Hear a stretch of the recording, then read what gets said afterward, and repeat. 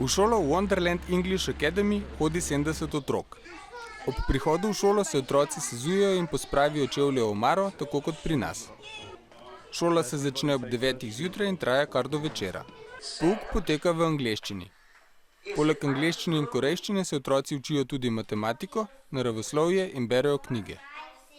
Včasih tudi kakšno zapojejo. Po 3 urah pouka je čas za kosilo. Sestavni del vsakega korejskega obroka, tudi zajtrka, je riž.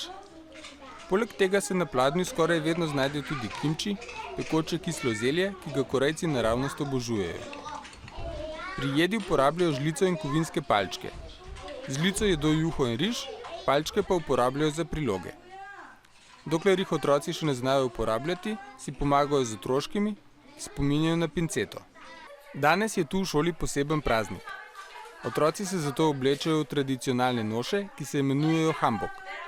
Ob tej priložnosti pripravijo tradicionalno sladico, riževe kolačke, polnjene sladkim rdečim fižolom.